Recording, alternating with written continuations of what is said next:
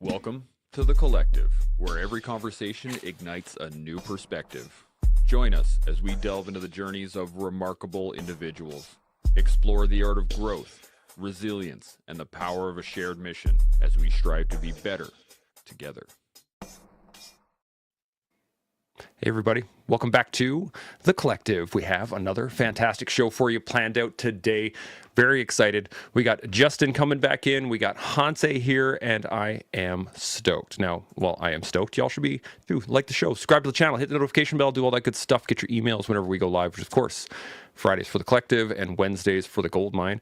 If you have any thoughts, questions, comments, anything at all, put them up in the comment section and we can hit those throughout the show. And if you are not already, make sure you sign up for the newsletter. That is the Reinforcement Loop. It talks about all things collective, as well as some of little tidbits of Sean's brain, which is always good to hear. And you get that every week on Sunday. So make sure you sign up for the Reinforcement Loop. Stay in the loop. Other than that, let's get directly into this. I want to jump in, but let's get some intros done out of the way. Justin, why don't you hit us up first? 10 to 15 seconds. Who are you? Where you come from? All that good stuff. Yeah, Justin Sheehan, up here in Grayling, Michigan. It's where I'm from. Originally, it's Michigan. Went into the Navy 2005, SEAL Team 2, eventually screened for SEAL Team 6. Got out in 2017, finished my education, and just been working up here in northern Michigan. Love it up here. Hunt, fish, do jiu-jitsu, a little bit of everything. Sounds like a utopia to me, man. That's the way to do it. Yohance, how about yourself? Quick little rundown. Former soldier, random enthusiast, do all things, have all the fun, father of 4, and that's it, man. Trying to do the writing thing right now. That's the big one. I love it. I love writing it, Sean. and adventure. You know, you've been your writing has gotten a lot better in the last little while. I've been tracking as you've been going. It's looking good, brother. I like it. Sean, how's the mountains? Yeah, things are good out here, and I agree. I've been tracking Hanse, of course, and his writing. It's difficult to say it's improving. It's just evolving. I'm not sure if it's improving. It's just shifting, and it feels like more correctly, it's shifting with intent, with a little bit of purpose, a little bit more focus, a little bit more directive. And I totally understand that because I'm in the freaking deep thickness of writing myself right now, and it's good. It's good. This morning, as I was hitting the heavy bag, I was thinking about, what age did Miyamoto Musashi put down his sword and just pick up a pen and not play the two together?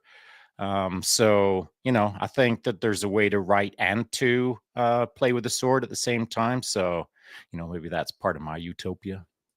Sean's dropping into it early. I like it. Real quick here, we got a comment, Dan C. Good to see you, buddy. Says, good morning, gentlemen. Kick ass. Yes, absolutely. That's the plan. So let's dive into this thought pattern here. Utopias, dystopias. I want to get your guys' first thoughts, general definitions on what a utopia is, dystopia is, when you think about those two things. What comes up? Justin, I'm going to hit you first. What do you got? Yeah, I think of the perfect world, and I think of the least perfect world, right? The last place I would want to be in comparing the two. I don't think, for me personally, I think there's a blend of the two, right? I think you need good versus evil, and you need struggle to relish in the good times. So it'll be interesting to see where this all goes. I think people think it's very cut and dry. Like, this is what good and this is what bad looks like, but it's not.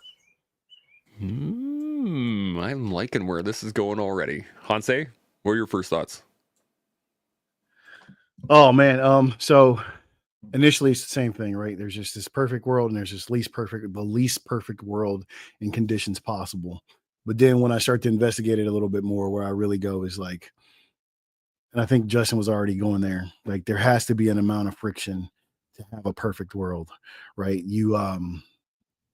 It's Stepford, right? I don't want a Stepford life. I don't want everything to be perfect. I'm bored. I'll be bored to death.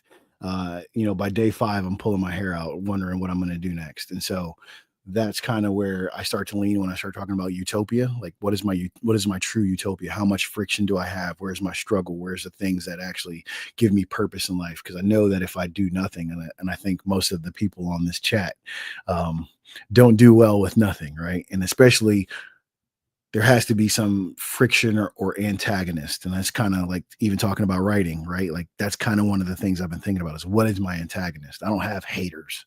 So my antagonist is time.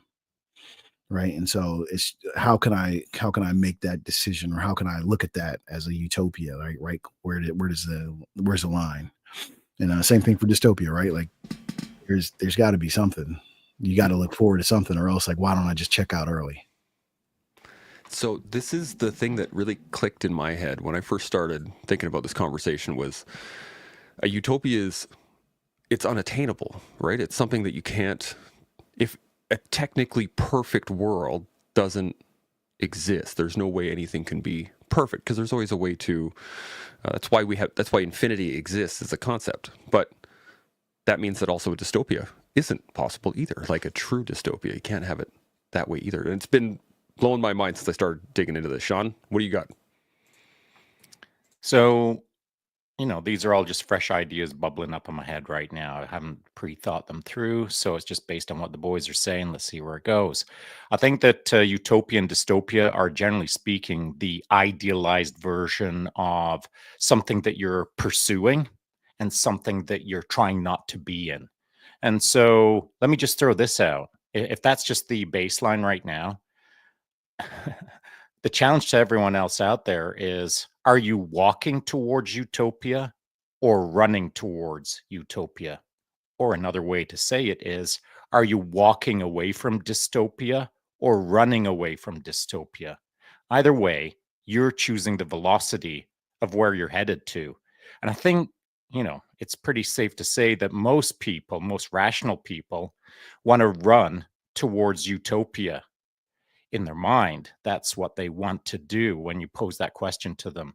But the reality of it is, most people are comfortable in walking, crawling, or barely moving towards utopia because they've become comfortable functioning in this hybridized blend of utopia and dystopia, and they're comfortable with it. And I would challenge anyone to rethink that, because you're comfortable in something doesn't mean that you shouldn't pursue greater, better, more utopia. So that's my twist on things: is what velocity are you moving towards your own version of utopia? Ooh, I'm going to go around the table again because this is just going to get better and better. So, Justin, I'm going to come back to you. What do you got? Yeah, I mean, I like that idea of that we're either running towards or away from something for sure. I think with this group and a lot of our friends out there, right, in the world that we consider friends and family, and our communities that we belong to, whether it's the military or the martial arts community or whatever, I think we tend to run towards that dystopia a little bit, right? And I start to think about, like, we look for that struggle and that challenge and that chaos. Soldiers especially love that chaos, right? They can, they complain about it because that's what we do, is we bitch about things, but we really run towards it. And then when it dwindles on us quickly, we go look for more of it, right? And there's this like butterfly effect. And I think over time that gets narrower, right? We're back and forth and it's happening faster. I know that's a big complaint with guys getting out of the SEAL teams, right? Like underutilized, in the capacity that we want to be utilized in. Definitely not underemployed or underutilized, but underutilized in the way that we saw ourselves being used. And they leave because they wanted that. They wanted that chaos, and the chaos is no longer there. A war is dwindling down. They feel less purposeful.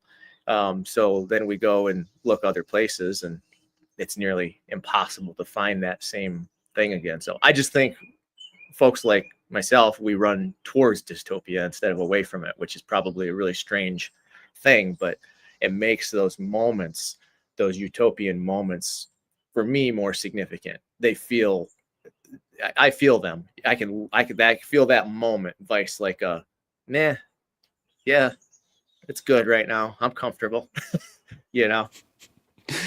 It's funny because you said that we almost run towards the chaos, and I absolutely agree. But I think also we will create chaos just to have some, if there isn't any available, right? If we can't go find some elsewhere. We'll just make it in our own world just because we want to be able to solve something, some hit on. And I just want to hit these comments real quick, and then I'll come right back to you. Dan Seed says, strangely enough, I posted a quote by Carl Jung yesterday. I am not what happened to me. I am what I choose to become. Same with the vision of a utopia. We cannot recognize utopia without understanding hell, which I think is again, a great point. You have to have that conflict without anything else. I love it. Hanse, you got anything? So to Sean's point, man, I think there's also this thing in some of us where we idealize being the guys who protect everybody from dystopia that makes us run towards it. You know, I think there's a whole thing to unpack there. But the other part where I hear, just especially where I am in my life right now, understanding that, feeling that, but also trying to slow down, because I've always chased the highs, right? Like I think we all chase the highs, but then you have to realize like again, it's the opposite, right? Like having these lows, having these other moments, and then being able to actually live into the highs in these moments. And that's something that I've been trying to really, really think about. And I think I brought it up last time, but I'll bring it up again, is like, you know, all the crazy things that have happened over the past 5 years with me in my life and all the things and adventures and stuff that I've been on. And I keep coming back to these slow moments that were the best. You know, these moments that, you know, we were on the 50-yard line of Green Bay Packers, and I thought that was going to be the highlight. No, you know, all these other crazy ones. No. And it's like hanging out with the kids, you know, doing stuff that just seems so mundane. And it's just like, oh no, these are the ones that I really care about. But I think it took all of those highs, all of those lows. And that's kind of where so morphing it into like my personal utopia. What does that actually look like? You know, and that's what I was writing about today, is like, you know, I call the dope life recipe. Like, what are the things in your life that makes your life the best? Right. And I don't think you can take it from like your vacation standpoint or whatever, but like on the normal Tuesday or Thursday, what is that utopia? Is it a fresh cup of coffee? Is it your lady? Is it, you know, being into whatever you're into, single focused activities, which all of us probably really dig, right? Those activities that make it so bills don't exist or nothing else in the world happens. And so as far as like whittling it down to personal utopia, I think that's kind of where it comes into. And also just that framework, man, like maybe there is a little bit of dystopia that makes me lean into my moments of utopia, or what my actual thing is. Maybe I left the dystopia for this. So that's wrong.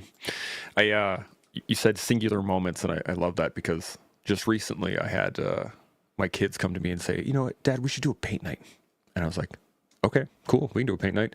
And it just kind of put it in storage in the back of my head. And then my wife and I were out at the dollar store, actually, and we found some paint by number kits with the canvas and all that stuff. We brought them home, and the boys got super excited and their eyes lit up, and we sat down and we all just had a little paint night. And it was like an hour. None of us finished our paintings, but that hour was just so singular as a family, just sitting there doing our own little paintings at the table. No one talking, just crisp, clear moments. And those are beautiful moments, but you have to understand the other side of that, the busy, the constant away, not being around them, to actually appreciate those moments. One thing, what I'll say real quick is this has been on my mind a lot, is I would keep thinking about the timeline of a moment and the anatomy of an experience. And what I mean by that is like, so, you know, I was writing about and talking about the hunt in Australia. And then I started thinking like, how the hell did I get there? And I started rewinding it, and I was like, what does this timeline look like? And it started with a podcast in 2014 or something. What would hunting be like? What would bow hunting be like? And then a question, and then this, and then that, and then what are all the other peripherals that led me here, right? Because I could bring it back to that podcast, but then if I go back even further, I joined the Army, went to 5th group, hung out with a bunch of hunters. You know what I mean? So it's like, I like that too, because when you start really, really thinking about these things, it's like you don't know how you get here, and you don't know how these moments are coming about, but they typically aren't the ones that you wrote down. You know, 10 years ago, if you would have told me I like beef tartare and I'd be traveling all over the world to go, you know, hunt animals, it wouldn't happen. I'd have been like, you're crazy. Where's my McDonald's? You know? And here you are. I love this. Sean, what are you thinking? Well, my very first thought out of your story, Chance, was paint night. I was like, great, paint night, boys. We'll go down to Home Hardware. We'll grab some paint and you can go paint the garage. I'm not thinking paint by numbers. I'm thinking like go do some painting, boys.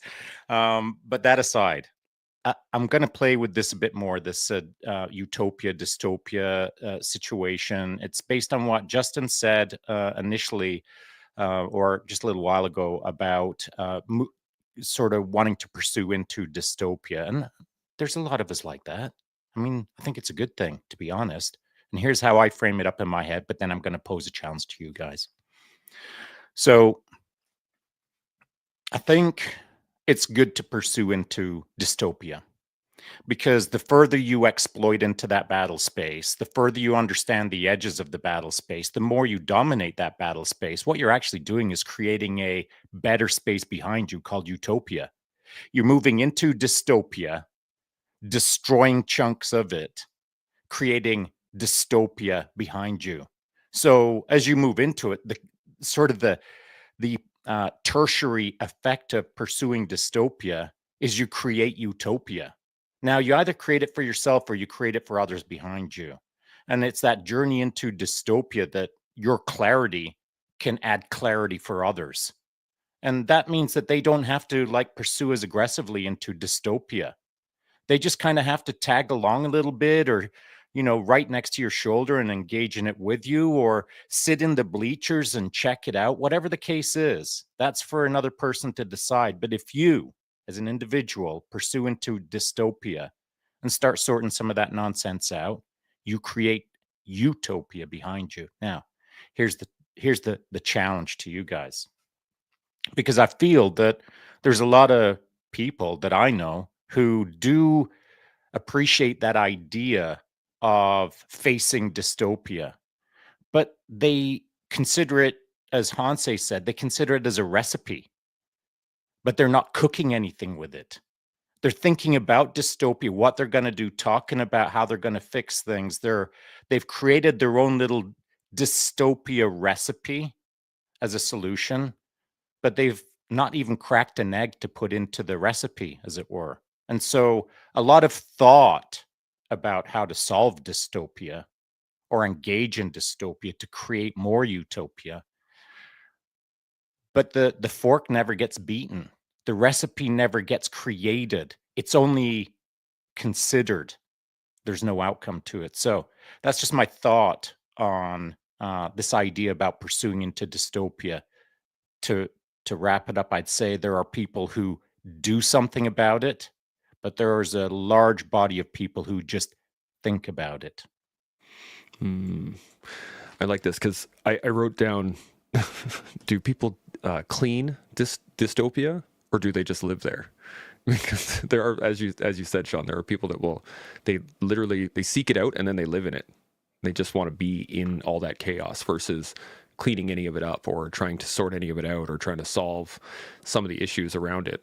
And I think, well, from what I know of the people here and a lot of the people in the collective, they look to solve problems. They look to clean dystopia versus live in it. And I think there's a bit of a interesting line between those two people.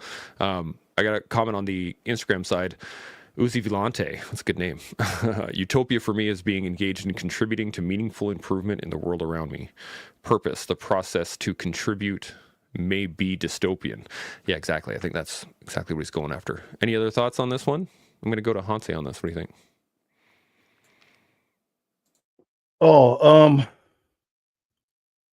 I mean, the more I do life, the more I coach, the more I mentor, the more I realize that that's one of the biggest lines that we have, is the line between action and people who won't take action, right? A lot of people think, the way I've started talking about it is, a lot of people think these things are magic, right?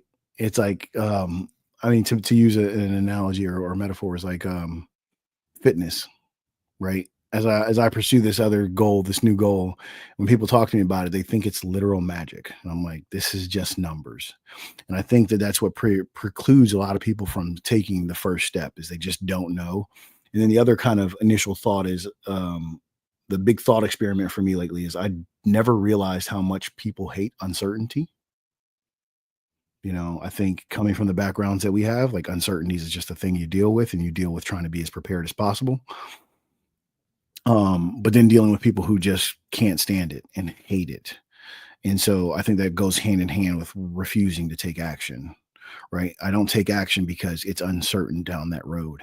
I don't know what's around that corner. I don't know what's around that bend. And so I think that's also what part of our, I don't want to say job is, but what we end up doing, right? You end up being the guy who says, hey, it's okay over here, right? You clear the brush. Hey, man, I'm going to clear a little brush over here. I promise you can come over here. It's okay. So that's how I look at it. And it's one of the things that I continue. It's been on my board for years is to be an example to some and make examples of others. And I think that's just the route that you kind of have to take, man, right? You clear the brush and some people will follow you and others will be like, maybe later. I dig it. Justin, any other thoughts? Yeah.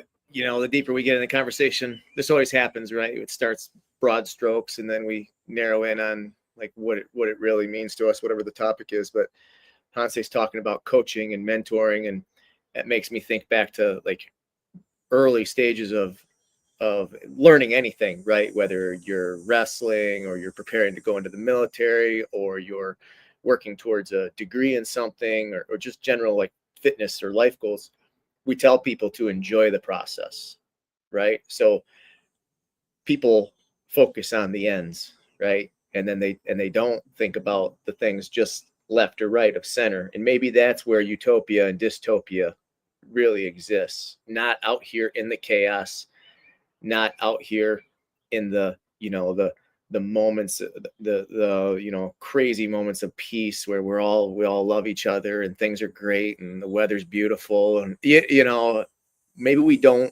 utopia and dystopia is not out there on the far flanks, but it's just left of or right of center in the process, because we know that if you train hard enough, game day is easy, right? Like it's not as hard as one would think because you're prepared for it. Battle's the same way. It's why we train so hard, right? It's why we do so many house runs. It's why soldiers do so many push-ups and pull-ups and sit-ups, right? So that during the battle, you get through it and you're like, oh, that wasn't that bad. And it's very short-lived, right? Like it's like a fight. Get into a bar fight, it might be 30 seconds long, right? If you are get into a bar fight and you've been training for the last 20 years of your adult life, it probably was a really easy 30 seconds for you, right? So that dystopia is very short-lived, but all the pain and the discipline and things that you endure on the way to something like that is really where dystopia exists. So learning to love that process either way, whichever way you're going, I think is really important. Ooh, I love that. I love the fact, like the concept of that dystopia and utopia aren't actually extremes. They're not on the extremes. They are literally right in front of us, just left and right of arc. I love that. Sean, I saw you nodding your head. You got something in your going on. Yeah, because I really like it. But they are on extremes because it's a continuum, of course. I mean, wherever you're standing right now, let's call it your homeostasis. Let's say you're right in the middle of utopia and dystopia. That's who you are right now. Bam. Well, from that point on, an inch to your left and an inch to your right is utopia and dystopia, and it goes all the way to infinity. And how far you want to explore those extremes, it is extremes. You can go as deep as you want and as fast as you want and learn it as much as you can. But I like the idea that Justin just dropped, that it is literally to our left and right, in front of our nose and just behind the back of our head at all times, 360 degrees. It's surrounding us. And we get to choose how far we dig into it. And I think that's a really important thing. So if you're struggling with this idea and it feels like maybe a little bit scary to start into that new utopian pursuit, or you want to get out of your dystopia and you're not sure how to do it, you can do it like an inch a day. You can do it at 1 mile per hour. I was talking about running towards things. That's what I like to do. That makes me feel alive. When I'm pursuing something vigorously with velocity, actually with some sort of, almost violence, when I'm doing that, that's when I feel like I'm in the game. And that's what everyone has to figure out is, Are you in the game or not? And what is your game? And are you playing the game every day? And your game isn't my game. You may be playing a better game, a faster game, a bigger game, whatever the case is. That's your game. This is my game. But my game is every day. And I love going hard. I love seeing what I can accomplish. I love discovering things. My curious mind appreciates velocity. And so if that isn't you, that doesn't mean that you can't explore this space. You've just got to do it aggressively, however that looks like to you, an inch a day, a mile a day. You have to feel like you're in the game, because the moment that you start feeling like you're in the game, it becomes fun. Like you start having a sense of like agency. You realize that you have some self-worth, and the moment that you start believing in yourself that this is what you're going to do for the rest of your day, see where it takes you, man, you will feel so much better as a human being. Whether you pursue dystopia or utopia is neither here nor there to me. The simple act of pursuing something different, new, that's going to make you a better person, that's what it's all about. So don't worry about whether you're doing a mile an hour or an inch a day. It's a non-factor. What is important is that you're doing. You know, this there was a line that I heard a lot when I was still in the military, and I think it was from Dave Grossman.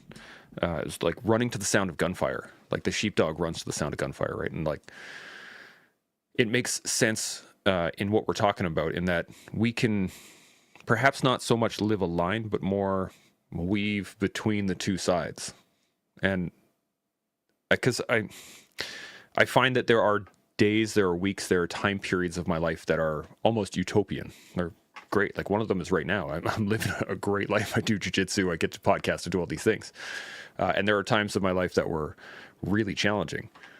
But it's almost like after a little while of being in that utopic life, to Hanse's point earlier, you get kind of bored. You're like, okay, now I need to go find something. And you start to listen for that chaos a little bit more. And then when you do hear it, it's that snap and go. And then you dive headlong into it. And I'm digging this conversation, and I got to hit on some of these comments before I forget about them.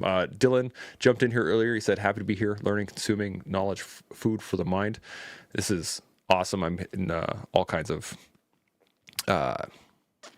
clicks in my head here. And then Pat Rocks in the Instagram side says, don't fear the future. It may make you who you are and the future you. This is fantastic. Any other thoughts before we move on to the next question I got for you guys? Good to go? Okay. So when I was doing some research on, man, my brain is not working right now, on Utopia, although the thing that kept coming up was harmony, was equity, equality, things like that in a utopic society, perhaps, that there's this almost harmony with nature or harmony with each other, or there's not a lot of friction within the society itself. And I'm wondering, do you think that that's actually required to have? Do you think a utopia needs more friction or less friction in your own minds? Let's put it that way. I'm going to go to Sean first. What do you think? So I'm going to do it two steps, two phases, as it were. So the first phase is just speaking about myself, or speaking about the individual. And I believe that irrespective of what's going on out in the world, dystopia or utopia, it all starts with you. It all starts with me. So I got to figure out my internal world. If my internal world is a gong show, then it doesn't matter what's going on externally. It's going to be a gong show. So it's my job to figure out my inner world and get some harmony. And that harmony, for me, I categorize it as being able to be still in motion. Just as I put on the heavy bag this morning, the little video that I put before we hit the podcast, I was trying to be still in motion. It's just something that I pursue, along with a number of other things that I pursue. And all of those things add up to me better knowing me. And the moment that I understand myself better is the moment that I understand the world better. And so that is my proposal, that irrespective of what we talk about in utopia or dystopia moving forward, none of it matters a damn if you don't know yourself. If you're trying to figure out all of the external world on this question, you've missed the actual question. The question is you figuring out yourself first and then moving to that next phase, which is figuring out that bigger world. I dig it. Hanse, what do you got?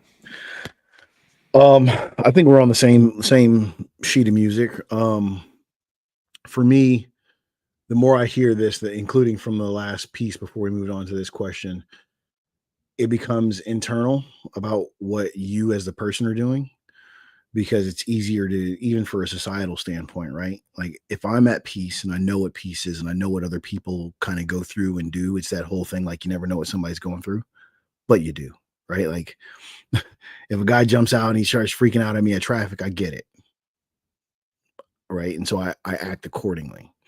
And so for me, it always kind of comes back to like, what is my internal state and how am I handling me?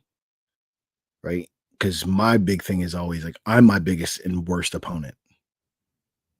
And so if I can find peace there, if I can find peace with all of this or harmony or whatever the word is, whatever you're after, I think that's also part of the thing here that Sean hit on that I really like is like everybody's playing a game and everybody's game is different. But also, as you're kind of figuring that out, it's important. And so, like a quick aside is the other day I was taking my son to get his hair cut, and he asked me, he goes, "Dad, who's the smartest man ever?" And so we started getting on this whole conversation about intelligence. And I told him, I said, I don't know. I said, I've heard about, I can't think of the guy's name right now, but anyways, I was like, Naval has a quote. He says, intelligence is being able to get what you want out of life. And I was like, regardless of who the smartest person in the world is, I was like, I think that's really what it's about. And then to Sean's point, it's, well, if that's what it is, you got to figure out what you want. Right. And then I think the backside of that is being able to get what you want is also being able to cooperate and with the world and the universe and all the bullshit and all the things, but all the things that happen. Right. And so again, for me, it comes back to this, like, how do I handle me and how do I handle the things around me?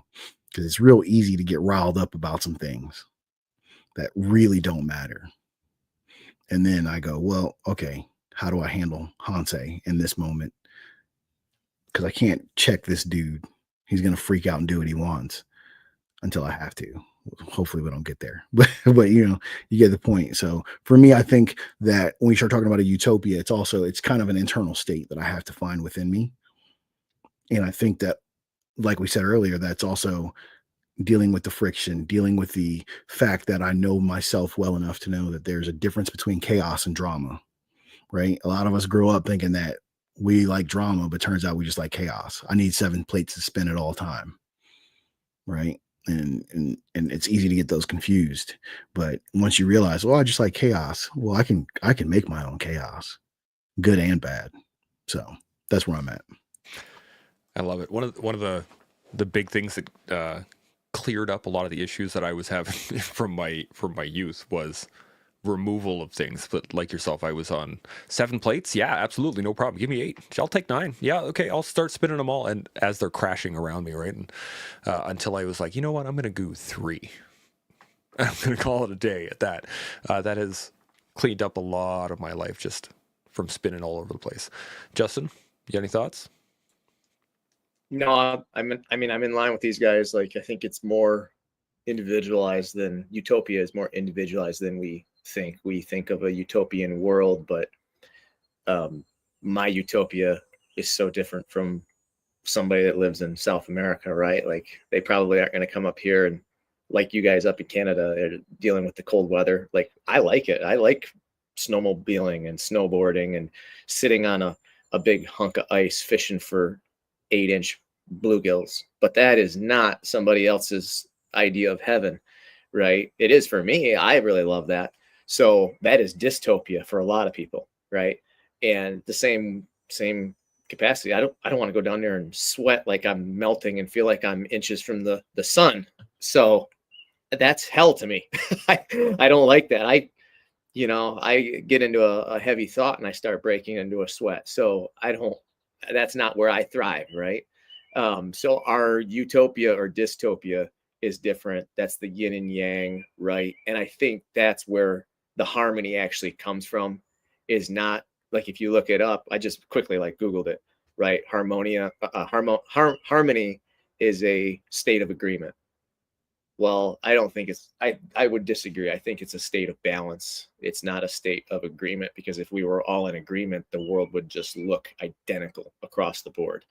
And it doesn't. It looks very different. And that's why soldiers and law enforcement and firefighters get a thrill and a rush from, going into a burning building or going into a hail of gunfire or jumping out of an airplane. There are people that are like, there is no way you're going to get me to do that. I'm perfectly content right here with my cat and my Days of Our Lives soap opera. Like, that's their utopia. And that's okay. I think we need to get away from the idea of making other people's utopia ours and just recognize the balance. And as long as the balance isn't like, we talked about that scale a few podcasts ago, right? And, balancing out good and evil and all these different things. We just have to keep it in check. And if it gets wildly out of check, then the chaos starts to overrun the world. If there's not enough chaos, people get complacent, which creates breeding grounds for more horrific events, right? So I think that's what we're searching for when we talk about harmony, is a sense of balance, not a state of agreement. You know what? I'm gonna come back on you on this because I love what you're saying, and I agree with you. But the wording, I think, in my mind, when it says a state of agreement, I think that's what I think it's accurate in that assessment, because if you have your utopia and you're in agreement, and I agree with that, okay, cool, man, that is your utopia. I'm going to go have mine. That allows us to have a state of harmony. Whereas if I disagree with your utopia and I want you to live mine, that's where we get into the dystopic areas, because we're not in agreement at that point, in that we have our own separate things. So I think my way of viewing it, just in the wording, is a little different, but I think you're dead on. Pedantic. Yeah, you're right. It's pedantic. Yeah. I want to play with something. And so, it's something that Hanse said, and it wasn't like a casual statement. It wasn't a throwaway statement. He was just relaying his story, and he was talking about his son and, driving to the barber. And the question was, who's the most intelligent person in the world, Dad? I think that was basically what we're talking about. Do you know who was the most intelligent person in that moment? The frickin' barber. You see what I'm saying?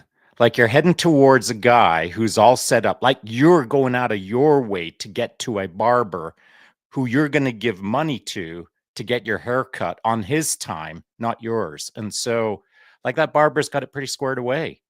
And so, who's the most intelligent person that day? The guy that you're driving to give money. And so that is a loose reference to, we seek utopic evolutions in our life. We're looking 5 years down the road, 10 years down the road. What would my utopia look like when I'm 90? And so, there's utopia right in front of our noses, but we have to identify it. In a sense, the barber was a little slice of utopia for that barber. And so if you could be the barber, if you could be a person who's all set up and people come to you and give you money, it's not a bad gig. But then the greater question is the barber happy? So really, who's the most intelligent person that day? It's the happy barber. Let's see where it goes. I dig it. Hanse, what do you got? All right, I got two for you. So, I've said this before. I'm not a fan of happy. I think chasing happy is a road to bad things, right? I choose proud over happy every time, because the side effect is happy. And the way I view that real quick is, I think everybody gets visas to Happy Town. Nobody gets to live there. There's no permanent residence. Right. Some people get longer stays other than others. And some of us never see it. Right. But so I think that's kind of one to kind of play with. And then two, what I heard when Justin was talking and Sean and everybody, and even you, Chance, was this harmonious and agreement thing. There's a quote that I love, and I don't remember who said it. I got it right here, though. It's here's my secret. I don't mind what happens. And the second version of that is, what is the secret of your serenity, said the master. Wholehearted cooperation with the inevitable. And I think that's a part of what we're talking about. If you're really internal and you're talking about like, how do I find my utopia and how do I find my peace? You know, to boil it all down, it's okay. That's what I say. You know, people start talking and chirping. Okay. I'm going to go back to my peace here. I'll go back to my serenity, my thing, my agreement, my harmony. And so I think that's kind of it. And then again, like just to reference the happy thing, I think when you chase happy, that becomes a real quick way to find a dystopia, right? Two reasons, right? Because you can find happiness in a cookie. After 12,000 cookies, you won't be so happy, right? And then the other thing is, a lot of times, happy in the moment looks like I don't make my bed or whatever the thing is, and then future you is highly upset with past you. So that's just my quick aside on that. I love it. Justin, what are you thinking? No, I love it. I like, I'm just thinking about like what we tell our kids and we tell ourselves and tell other people, you know, that it doesn't matter whatever other people think or say. And I just was thinking about how that's a real battle of my own, you know, like I'd like to not care what people think, but we do, you know, and I see it in my kids that they have the same struggle. I think Hanse is exactly right. Like you'll find a more harmonious state when you just accept things as they, not as they are, but not let these other things affect you, right? And your path, I guess. I think that's what he was trying to get to, right? Is like, don't let it disrupt your path to whatever your utopia is. And it's just an interesting internal battle that I think we all have, right? Like I'm talking with my daughter today about it. You know, she's a really good wrestler and wants to go to college for it. And we're talking about being coachable, right? And what kind of athlete you're going to be. Are you going to be the hero or the villain?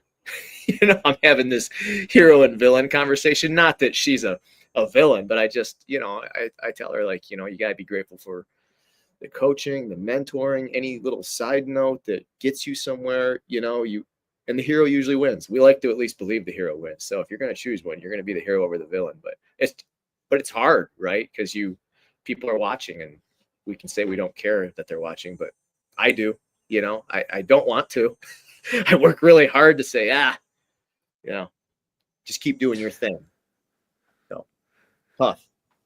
I love where this is going too, because I have the same conversation with my boys. I see them care very much about, you know, how their friends think of them and and recognizing that people watch you and make judgments and make assumptions and make, like we talked about this a couple of days ago or a few podcasts ago. Sean was like, the fact that you make snap assessments of people. As soon as they walk up, you take a look at how they're dressed, you take a look at how they held themselves, what their build is, and you can make a snap assessment like, oh, but the key is to update that assessment on a regular basis. And I think that's perhaps something that we fear about other people is that they don't update regularly. They just see a snippet of us, and then that is the snippet of us forever, which is part of the challenge. Justin, what do you got? Well, I think Hanse said it in the very beginning that we like that, right? We like being the hero. We like the admiration. I mean, we'd all be lying if we said we didn't like being revered as a stud or an alpha male, you know, or a guy that can get shit done. Like especially this panel, like we want that, right? So there's no shame in saying that you enjoy that, and there's a brief utopian moment where you're the good guy. You know what I mean? So maybe that's part of it right there too, and why we can't just turn off the voices and the noise, because that's part of our utopia is those brief moments of being held in that regard, that standard. To get the win, to have your hand raised, to be that guy on the podium in that one moment. Yeah, I'm down. Sean, what do you got? What's the problem with that? You know, I got no problem with that. In fact, here's my biggest problem with that is it isn't done often enough. It isn't talked about enough. People don't want to aspire to influence others in a positive way. I mean, you get up on a podium and get your hand raised. If you're a cool person with a good vibe and you're paying it forward, You're making sure that the community that you're having your hand raised in is being looked after in any way that you can. What's wrong with that? I think it's a tragedy that society to some degree has taken those moments and labeled them as showboating. And sure, there's moments like that that are showboating. If a person is uncool, if they're just not doing it right, if they're not being authentic. But I think it's important to strive to a degree where you produce outcomes that are notable so that others can look at these moments and think, if he can do it, so can I. And he did it in a way that wasn't like being a goof. And so I think it's really important. And to your point, Justin, with your daughter, you know, it's amazing that you had that conversation with her. Whether she's a hero or a villain, there's neither here nor there. The simple act that you had the conversation. I didn't get any of those conversations when I was a kid. No kids that I knew were getting those conversations. And quite frankly, I think it's still quite rare. And so the fact that you raised that subject in this podcast means that at least one other kid will get to hear that these kind of conversations are had by some parents out there. And maybe we'll get that kid thinking about, if I'm not hearing it from those around me, who can I listen to that are going to give me a little bit more clarity? Who's going to inspire me to maybe push a little bit harder? How am I going to pursue more? I think it's important for people to hear that there's individuals who are striving, they're getting their hands raised for the right reasons, and that you too can as well. I think this is where the challenge lies, because as you said, people can do it in a cool way and people don't, right? And this is where the challenge is that for some, they seek the hand raise for the sake of the hand raise, for the sake of the lauding, for the sake of the fact that people are now looking at them, giving them a hand. And to understand what the cool way is, it needs to be, the time needs to be taken to explain it to somebody. You need to have those conversations like Justin with his daughter. Or you've got to screw it up yourself, which I have. Yeah. Like, I've got on a few podiums and I've done it wrong sometimes. Like, I've been a jerk. Like, I've owned it too much. I've too aggressively puffed my chest out. You know, when you start competing at world championship levels, like, sometimes you can start drinking your own Kool-Aid, and you kind of have to. Like, you've got to have such a intense belief in yourself that you're going to make it happen, that the goal that you've set is already done. You've just got to put the years into it being done. Like, you've got to adopt a mindset that sometimes isn't like so pure that you're blasting off a gold aura. Like, sometimes I was a handful and sometimes I was chirping a bit too much, but you got to screw it up on the podium in order to do it right on the podium. And I think that's the difference between a one-hit wonder and someone who's in the game for the long haul, has produced a boatload of outcomes, has made a ton of mistakes, but through that process is like veering towards being semi-cool. Like, I don't think I'm super cool, but I think that I've made enough mistakes in the past that I'm not a goof anymore. And I'm still a bit of a nerd, but like, I'm a semi-cool nerd. I'll categorize myself as that. But man, there was a time when I wasn't. And so, you know, to your point, Chance, we do need like people to be cool on a podium, but you're not born cool on a podium. That's a process for sure. That's probably one of the most Canadian statements I've ever heard. I'm not a nerd. I'm not a goof, but I'm a nerd, but I'm not a goof. Like, prime Canadian. I love it. Let's go around again. Justin, you got any other thoughts? No, I agree that being cool on the podium probably takes time and practice. And again, it's the same conversations, and I've been guilty of it too. I tell people, well, young guys always ask if they're going into buds or anything, any of the hard programs in the military. They're like, you know, what's the key to succeeding? You know, is it, do I need to swim? Do I need to run? Do I need to ruck? Right? Do I need to, how many pull-ups do I need to be? And I'm like, you have to be selfish. Like, you have to be so selfish, because that's what it's going to take, right? You have to take care of yourself first and foremost. I mean, of course, you take care of your swim buddy, your battle buddy when you get there, and you know, you become a good teammate.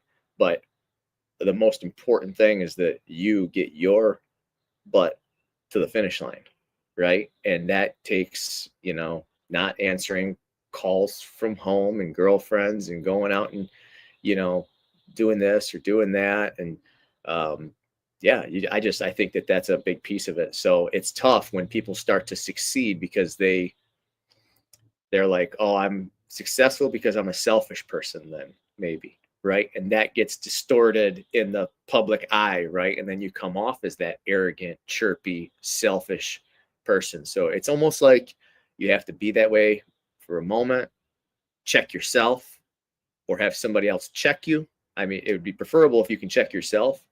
I think with kids, they just most oftentimes cannot check themselves, and that's where they need that role model, like we talked about a little bit, or somebody that's just not afraid to tell them, you know, how it is, whether it's a brother or sister or something. But yeah, it's hard to wake up a cool guy. I don't know. I'm sure there's people that do it, but I've cringed at some of the things I've done and said and the way I've behaved over the years too. And I like to think it makes me better every time I make a mistake, and I'm like, I hear it. I'm like, oh God, why did I really say that? You know? So it's all part of developing. It really is. I love what you said. You said, be a good teammate, but be selfish. And I think there's a line that needs to get drawn, because for a lot of people, when they think of, you know, being a good teammate or being self-sacrificing to help out, right? They want to help the people around them, but they'll do it to such a degree that it is, you become a servant of other people rather than being a teammate. And I think it changes the alignment in which you're engaging with people around you. So it's not at a even keel again. Yeah, I'm digging this. I got a couple comments, and I'm going to come to you, Yohance, real quick. Annie Oakley jumped in here. Good to see you, Annie, on the Instagram side. She says, hello all from Satch's RV. Good run today. Quick nutrition break, then heading back out. Good to see you guys. And Satch is out running across the country right now for mental health. He's doing great work. And CF Kaludis jumped in here. Good to see you, Andrew. He says, morning, boys. Happy Aloha Friday. Good to see you, brother. And this comment came in a little bit earlier, and I want to kind of talk about it. But Catherine jumped in here and says, to the unknown self be true. And it kind of goes along with what we were just talking about in terms of kind of letting the world happen. You have to kind of agree to let the world happen a little bit. But I want to know, do you think that there is a portion to that, the unknown self, that you just have to allow to discover your own utopia over time? Because it's going to change as we age. There's going to be there's an unknown quality to what's going to happen in the future that will affect our own view of utopia. Hanse, any thoughts? Oh man. So one of the biggest gifts I think you can give your kids is the ability to be themselves, unapologetically themselves. And so that's one of the things I've done with, or try to do with our kids from day one, right?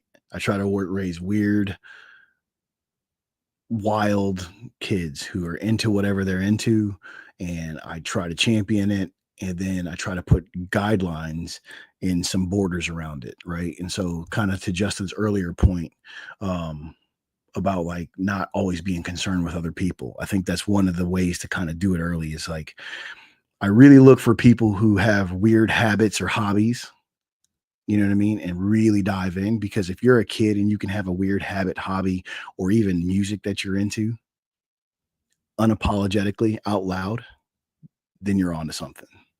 Because that's at the time, especially if you got preteens or teens, that's at the time where everyone has to be cool, right? So if you grow up in a time where, you know, like when I was a kid, especially as a black kid growing up, like liking corn was not cool for me. But I was the kid who was like, this is cool. I don't care what you say. Jonathan Davis is wild, dude. So I know that to be true. So it's one of the things that I try to instill in my kids, right? Like, hey man, like if you like this, if you like fidget spinners, dig it, dude. I'm here for it. So that's one. And then I'm not going to say this is right, but this has just been my prescription, is for not caring about what other people say. I have I call it a small council of people that I actually care what they say. Everyone else is just nonsense and noise. And my dad always used to tell me, he'd be like, do they pay your bills? He's like, there was like 5 questions. I don't remember all 5, but he'd be like, ask these 5 questions. And if the answer is no, then you don't care what they have to say. And so that's always served me well. But also to the thing about guiding and guiding yourself too. I think having those big, broad borders of what's cool for you kind of leads to what's cool for everybody else. And what I mean by that is like, I'm not a very loud person when it comes to winning. However, I do think that there's a room in which I'm allowed to say I'm good at this. And matter of fact, I'm really good at this because you weren't up at 4 a.m. with me. Right. And I actually got into a big argument with a friend because they were talking about some baseball player who was celebrating too much. And I was like, you don't know what that dude did to get this good. That celebration might be warranted because they did everything you won't do. It's like the Gordon Ryan thing, right? Gordon Ryan, 365 days a year. I think it's worth beating my chest every now and then. Not necessarily that way, but I think that there's a line. Again, there's a line where it crosses, and it's like, and I think that line for me personally is like, you don't walk into a room and go, I'm the best ever at this. You know, you introduce yourself first, and if it comes up, then you can say, yeah, man, I'm really good at this. You know, none of us want to be in a stack with a guy who's like, hey, you good at this? And he's like, maybe. Right? Get out of my stack, dude. What are you doing? So I think that there's that line. The other thing like that kind of hit me when we were talking about this is the illusion of choice. I don't know if you ever heard about this or whatever, but this is just what I think of all the time when it comes to winning, being coachable, all these things. Is we all think that there's this road, right? There's point A and there's point B. B is the championship or the record or whatever, and you start at point A. And everybody thinks that there's going to be all these roads where you get to go over here and we get to B. And then I tell her it just ends up back at the same road. There is no choice. The choice here is I wake up at 4 a.m. I do the hard work. I don't cut the corners. I do the things. And then to Sean's point, which I'm really glad he said, I think you have to have some villain in you in order to be really good sometimes, right? You have to have that that thing. And we call it like when we talk about when I'm mentoring guys, I'm like, it's NOS, right? It'll tear your engine up if you use it too much. But there are times where this is needed and I have to dig down and I have to be a little bit nasty and scrappy and then everything else. So I also love what Justin said about, being selfish, but I think this is the highest level of being selfish where it translates into being a good teammate. Like you don't want to be the teammate who can't complete the run, who can't do all the things. And so I'm selfish enough to do all the things. I'm selfish enough to make myself good, really, really good, right? Because I also know that my health bar, right? Like Mortal Kombat or whatever. I'm old. I don't play video games, but it's larger than everyone else's. So I can actually dig down. I can go back on the run and go get him because I know I'll still make it. Right. So if I'm that selfish and I'm that good, then I get to be a really, really great teammate. And I think that's kind of where sometimes we miss the boat. Right. It's like, I think being a great teammate is also, it starts with being selfish enough to, am I going to put in this extra work? Because, and then there's that thing, and I heard this today, so I think it's worth talking about. Sometimes you could put in all the work in the world, like, right. It's Tim Tebow. Watched all the game, watched all the footage, and it just doesn't work for you. So I think if you really wanted to walk away and to loop it back to the whole conversation in your utopian internal state, you have to be able to be selfish enough to do all the things that says, when I leave this field, I'm kaput. Tank is empty. So that's where I'm at. I dig it. There's a couple of points on there that I want to jump in on, but the one that stuck with me right at the end there I was thinking about this earlier. There are lots of people that have done all the work, all the things, and never stood on that podium, never got to be that guy.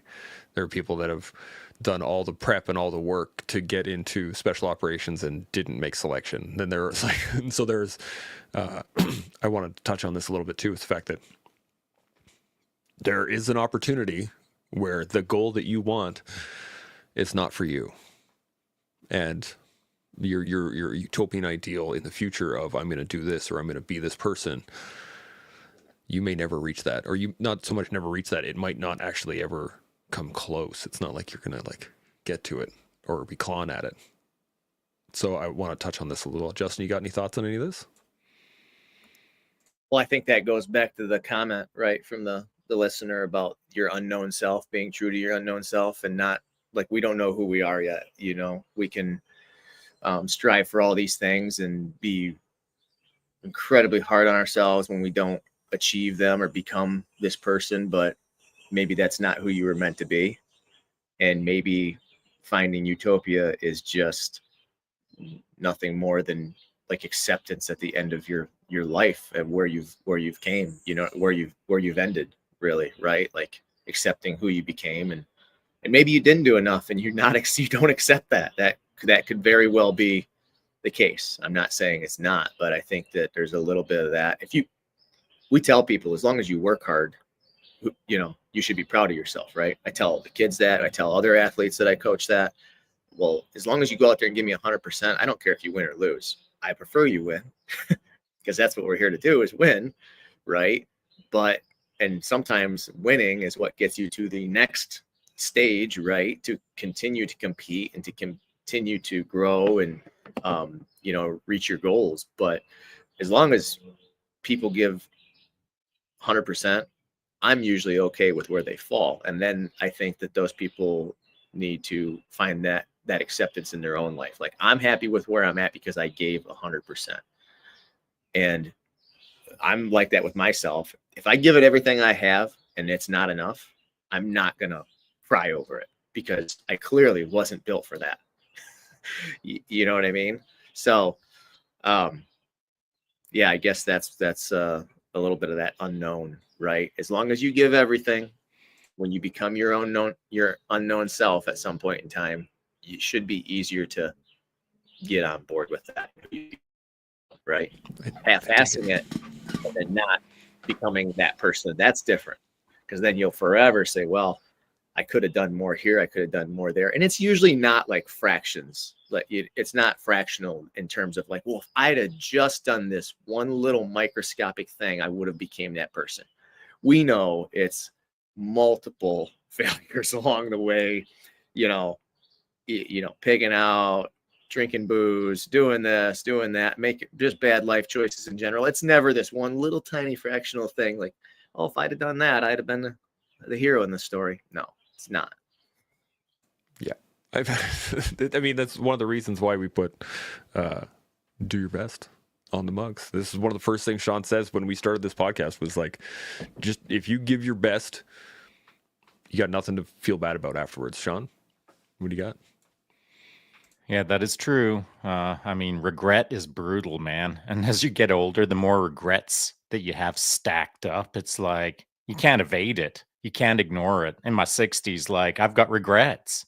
And so some time ago, I decided, holy camole, I'm tired of like working through this pile of regrets. I best pick up my pace and do my best so that I don't have a bunch of more regrets stacking up. It's a game that you have to play for real, the regret game.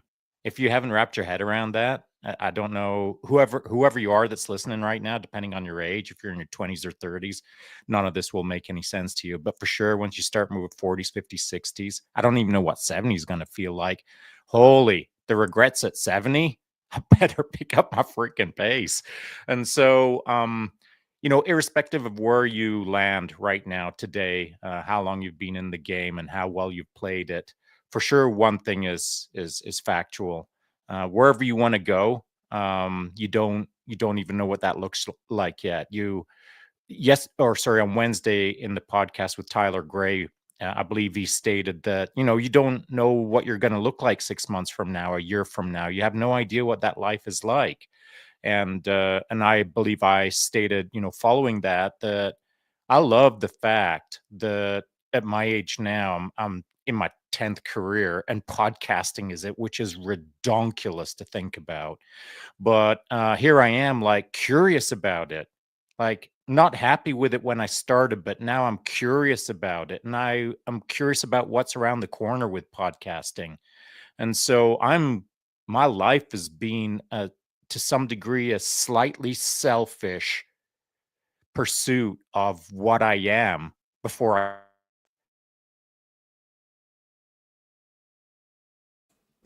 think we lost him. Yeah, I think we lost him. Did you lose me? Sorry. There we go. Yeah, you cut out. You got any other? Oh, he's jumping in and out now. We'll hit him back here in a second. So we're crossing over an hour now, and I want to touch on something a bit more practical. We've been very philosophical about what we've been talking about and finding that utopian values, and something that I wrote down here, and it goes back to what we were talking about earlier, pride and regret. And I'm wondering, perhaps as a simplified matter, that is the utopia versus this dystopia in one's life, and that in those moments that you're proud of what you've accomplished or what you've done or what you've put out are the utopian ideals, versus the regrets of the times where you screwed it up are the more. Because I was thinking, at age, if I am 90 tomorrow and I know that I'm going to die tomorrow, I want to be able to like be proud of the life that I lived. And I think this is kind of why we run into chaos to kind of fix things, is because we want to be proud of the life that we lived. And if we can perhaps go out of the world doing the thing that makes us proud of ourselves, that would be the idea of utopia, versus living a life of regret for however long. What do you guys think on that one? Hanse, I'm gonna come to you first. Yeah, so this is kind of the thing I really work through a lot. So I wrote an article a while ago called My Life is Eli. Eli is my 85-year-old version of me, right? And I talk to him on a regular basis. I write to him and everything else. And I also do the same kind of exercise with some of the guys I work with, but I started it for myself. And that's, what are all the things I want to be able to say about myself at 85, right? Or more so, what do I want people to be saying at my funeral or talking to my son about, right? When you meet my son at a funeral and you're like, what was your dad like? Or, or he asked, what was my dad like to you? Sit down, let's have a long conversation. That's how it should start, right? And so there's this list I kind of work through, because for me, the way I look at these things, and this is kind of what I was going to say too about some of these endeavors that we do. The older I get, the more these endeavors aren't about, don't get me wrong, I still love winning, but it's not about winning so much as it is about what it shapes me and how I become. And then that becomes the thing that my family, friends, and everyone else gets. Right. And so I think about it in that term. So like when I'm 85, what does this hunt really mean?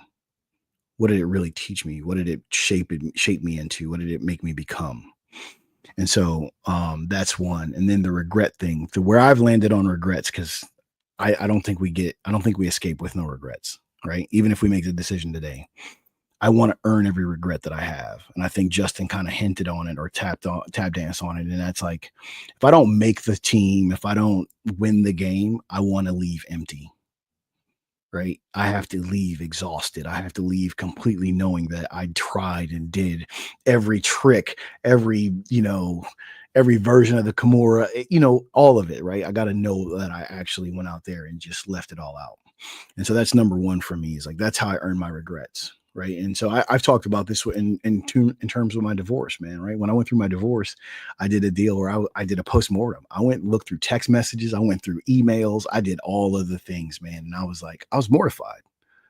I was like, look how I was talking to myself, to her, to everything. And I was like, okay, I earned these regrets. Now I know what to do. It's inversion now, right? I'm going to invert all these problems. We don't do this. We don't say this. We don't do that. And so I think that's part of like the whole regret thing, is you're going to have regrets, right? Even just making the choice, this vacation or that vacation. If you really think about it, there's some version of regret there. And so it's just making sure you really earn it. And I think that's the thing, is I want to be able to go out, right? I have a vision. I don't think that's how I'm going out, but I have a vision. I'm surrounded by all my kids and hopefully grandkids. And my son asks, and he goes, hey, Dad, you got 3 months to live or 6 months to live. What do you want to do? And I want to say nothing. We've done it all. Right. I've earned every regret I have. I've done the trips that I've done alone, and now I've done them with you. And that's how I, kind of work back from that standpoint of like utopia, dystopia, and then to go back to some of the early pieces of like how I find my own serenity in all these things now. Right. Like There was a time where I cared about what everybody said. Now it's just like, how can I choose proud over happy that leads me to that final choice? And so the two things I'll say to end it is I learned it. Tate Fletcher told me a long time ago. Tate told me, he said, "You're here to cross the swamp, not fight the alligators." Right. And then the second piece is just like, at the end of the day, if I can be proud of the things that I'm doing and saying, then I'm pretty sure my family and friends can say the same thing. And I think that goes back to that admiration piece, right? It goes back to that thing of like what we all kind of started with, our internal and external utopias, being able to say like, and again, like even saying this, right? Like, I don't care about what a lot of people say, but at my funeral, which I won't be at, I care about what they're saying.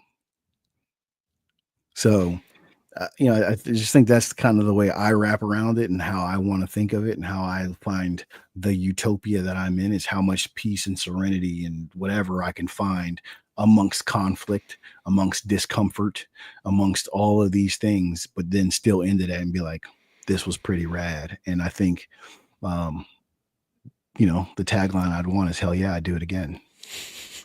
That's a good one. Hell yeah, I'd do it again. Justin, you got any thoughts? Yeah, I think it's a moving target. Sean said that like your 40s, your 50s, your 60s look different, right, than when you're younger. So it's difficult to frame out all of those goals for you when on your dying day. Like, am I proud of what I've done? I think they change so drastically as you become older and maybe less capable or wiser and more capable in an intellectual sense. And you know what I mean? Like, it just goes from maybe different feats that you're trying to achieve. I agree with Hansei 100% on the regrets. I don't think you escape that. I know that I'm not going to escape it because I have regrets right now that there's no way I can correct them because they could only be corrected in that moment because it set me on a different course. And now people are either too old, you don't even qualify for certain things, right? Because of restrictions, age restrictions in these programs and different stuff. Or when you're a kid, there are things you're going to forever regret. So learning to live with that regret is just a piece of it. And then I try to use it. I use it as fuel every time I'm pissed about something. I'm just like, you know what? I'm going to put it into something else, and that'll make me feel a little bit is better than eating it all every day. That's how I look at it, right? And then I think chunking it out, like, what does the next 5 years look like for me, right? Am I gonna compete in jiu-jitsu in the masters divisions? And while I feel like I'm still capable of winning, because I don't want to go there and get thrown around. Right. We are competitive human beings, especially this group. So we want to go do well. And I'm probably at another 5 years or 10, or who knows when it'll happen. But that's a moving target. It'll have to change a little bit, right? It'll look differently. So I chunk it out. That's how I got through buds, an evolution at a time, a day at a time. That's the other secret outside of selfishness, right? Is just eating that elephant one bite at a time. And I guess that's how I look at my utopia right now. Like, not just living in the moment, but not living too far outside of it, because then it just gets lost and it's gray. And I think at the end I'd be like, man, I don't know what I'm not real sure. Right? Because I just was like in this staticky position, chasing it all the time. So I like framing it out. And then I could look back and say, well, when I was a young man, I was selfish. I did these things. I'm proud of it. Then I was a middle-aged man. I had young children. I took care of them. I got them where they needed to be. I'm proud of that. And now I'm an old man, and I did these things as an old man, and I'm proud of it. So I like to chunk my utopian things out, right? Like how I achieved them. I dig it. That's that's fantastic. I love it. I just want to touch on a couple of these real quick here. Seb jumped in here. Good to see you, buddy. Oh, look, a fellow log homeowner. He does love his log home. And then we have on the Instagram side, Derek Mack jumped in here. He said, every decision, every action got you to where you are today. And that's that. I mean, everything we've ever done has put us right where we are. And we're all going to regret stuff. It's whether or not we learn anything from it, I think is the key. Sean, you got any thoughts? I do. Just a brief thought, and that is not to be careful with the language. I'm going to be careful with my language, and it is this. On my deathbed, I don't want to be proud about a bunch of things that I did. I want to be proud about a bunch of things that I left behind. And so that's a bit of a radical difference for me. And I know it doesn't sound like a big difference, but it really is. Like, if I'm not leaving something behind that makes the world a better place, or leaving some wisdom behind that improves the lot of all those around me, then I feel like I haven't done a very good job. Irrespective of however many podiums I've stood on, that to me doesn't seem like a very fulfilling life. What does fulfill me is leaving a better life for those around me. So, that's just a new consideration for what is utopia, as it were. I love it. I was thinking to myself that on my deathbed, I love this concept of being able to take a second and like, what does your deathbed look like? What do you want it to look like? And I was thinking that the key for me is the people that are at my deathbed, who are going to be there. Is it going to be my kids? Is it going to be my grandkids? Is it going to be a group of friends? Is it going to be nobody? Right? Like that's a very real possibility. And you can screw up your life to a point that like the only person on your deathbed is you. And that's a scary thought for me, because I want the community. I want the people. I want good, awesome people around me when I go. I don't. You don't? I don't feel the need for it. And do you know why? And this is like almost an inverse sort of healthy consideration. I don't want to inconvenience anyone. It's my MO, man.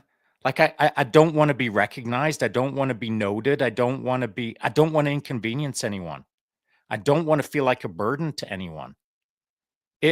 However I go out, I just want everyone to like have gained from it. I don't want them to show up for it. I hope that makes sense. I got one for you. I'll probably push back, but I don't know. So the reason why I'll say it differently is because it's not an inconvenience if they choose to. Right. And to have a life where people choose to show up, I think is important. Because kind of the hit one chance said is like, there are people who no one will choose to show up for. Right. They will lay there or die in a ditch or whatever the thing is, and no one will look. Right. And so I think, and this is kind of the thing, even what you said about earlier about like to leave something behind. I have a bad habit of thinking some things are inherent. Right. And so what I mean by that is like that choice is inherent to me. I don't want to be an inconvenience or a burden either, but I assume the people who are going to be there are choosing to be there. And I should say it that way, that have chosen to be at my deathbed. Right. So I appreciate both of you for making me realize that.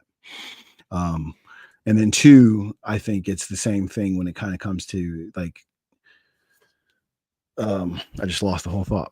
Anyways, like I just think it's important that like the other thing was the inherent piece about what you said about like leaving something behind. To me, I think again, these endeavors and things are the things that sharpen you and change you and make you into someone that leaves something behind, right? Even if that thing is that what you left on the podium is like not to conduct yourself that way, which is you've moved way past that, right? But now it's like the thing that you're leaving behind is a literal recorded history of wisdom, right? Because as my father would say, is like being smart is learning from your own mistakes, and being wise is being able to learn from somebody else's mistakes. And so now you have exactly that. And so I think that there's a really cool thing that just happened here where it's like we're talking about not being a burden or an inconvenience, but what I hear is that I want to be, and again, this goes back to that admiration piece, right? I want people to choose to show up and say these things, choose to consume this wisdom, choose to be like, you know what? I have a problem right now. You know who I should call? Sean. right? And I think that's pretty rad. And I think that's if we're cool and we really kind of close the circle, that's utopia. I totally agree. And that's a great way to close the circle in this is that not only that, well, we've said this on the show many times, our time is our greatest resource in life. And if I choose to spend that time at a friend of mine's funeral or at, at my father's funeral or something like that, that is a gift of time to someone who's no longer here to honor the mark that they left, rather. And I think that choice is a big deal. And this is fantastic. Now, we're almost at an hour and a half. And I know Justin's got a hard timing today, so I want to give everybody a chance to kind of take a breath back up out of the depths of philosophy here. And I want to do some last thoughts, but I want the last thoughts to be a bit of a question. So how do we've had this great conversation about utopia and dystopia. How do we put that into our everyday lives? The practical usage of this conversation to the people listening.